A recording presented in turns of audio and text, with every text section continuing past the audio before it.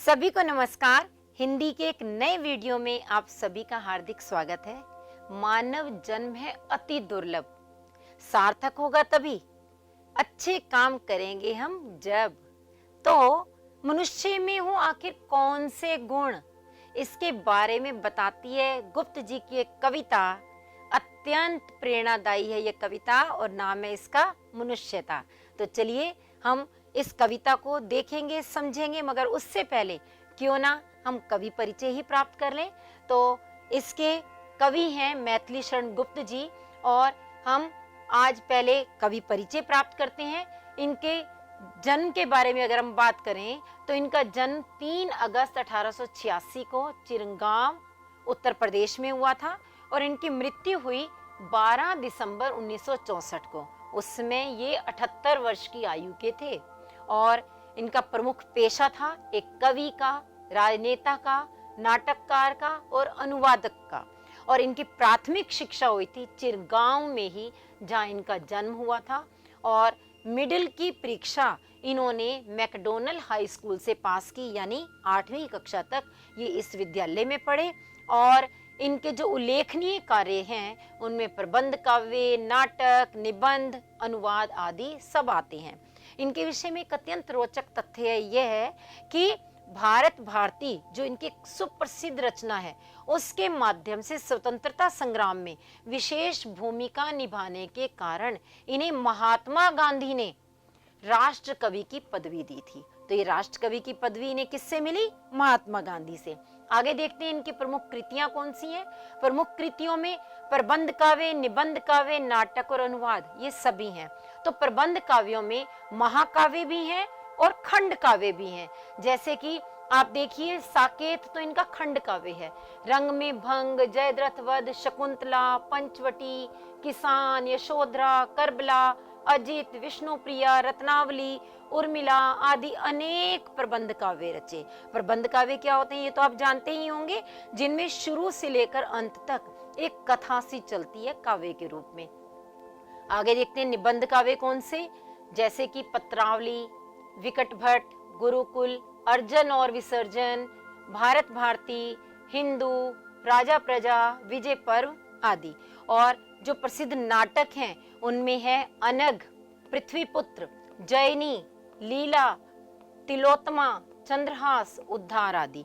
और अनुवादों में बात करें अगर तो स्वप्न वासवदत्ता, गीतामृत, धूत कटोत्कच, अविमारक, प्रतिमा, अभिषेक, उरुभंग आदि ये अनेक अनुवाद कार्य इन्होंने किए हैं।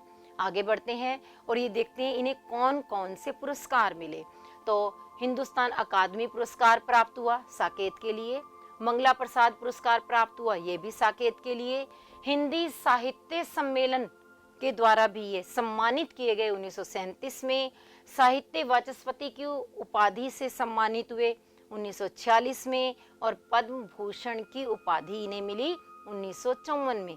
इस प्रकार अनेक पुरस्कार और सम्मान के द्वारा ये नवाजे गए।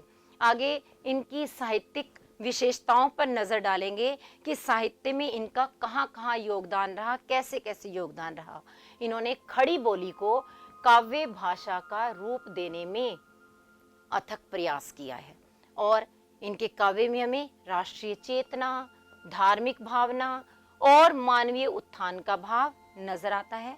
इनकी सारी की सारी रचनाएं राष्ट्रीय विचारधारा से ओतप्रोत हैं और आजादी, गांधीवाद, नारी के प्रति करुणा, सहानुभूति के स्वर प्रमुख रूप से अपनी रचनाओं के माध्यम से इन्होंने उभारे हैं। तो हम आगे देखते हैं कि जब इन्होंने मानव के लिए, समाज के लिए इतना कुछ किया तो आखिर ये कैसे गुण चाहते थे जो मानव में होने चाहिए। जरा आप स्वयं भी सोच करके देख लिए कि मनुष्य में कौन कौन से ऐसे गुण होने चाहिए। जब आप विचार करेंगे तभी आप समझ पाएंगे कि इन्हीं गुणों के माध्यम से बनती है मनुष्यता। और इसी पर आधारित गुप्त जी की कविता है मनुष्यता। तो चलिए एक बार हम उस कविता का मूल भाव समझ लेते हैं। इस कविता में कवि मैथिली शरण गुप्त जी मनुष्यों में ऐसे गुण चाहते हैं जिसके कारण कोई भी मनुष्य इस मृत्यु लोक से चले जाने के बाद भी अमर रहता है, यानी उसकी मृत्यु के बाद भी लोग उसे याद रखते हैं। और वह अपनों के सुख दुख की चिंता करने वालों को मनुष्य तो मानते हैं, परंतु यह मानने को बिल्कुल तैयार नहीं कि उन मनुष्यों में मनुष्यता के सारे गुण होते हैं। कहने का अभिप्राय कि अपने लिए चिंता तो हर कोई करता है, लेकिन वास्तव में मनुष्य वही है जो दूसरों की चिंता करे, जो दूसरों के लिए अपना सर्वस्व न्यौछावर करने के लिए तैयार हो। तो इसी भाव पर आधारित है कविता मनुष्यता, जिसके विषय में हम आगे जानेंगे। लेकिन आज के इस वीडियो को समाप्त करने से पहले आपके लिए थोड़ा सा अभ्यास कार्य कि आसपास के लोगों से चर्चा करें और जानें कि ऐसे कौन से मानवीय गुण हैं जिनकी आवश्यकता मनुष्य के लिए हमेशा बनी रहेगी। और आप ये विचार कीजिए, फिर अगली वीडियो में आप स्वयं मिलान कीजिएगा कि क्या आपके विचार गुप्त जी के विचारों से मेल खाते हैं। तो फिर मिलेंगे अगले वीडियो में। धन्यवाद।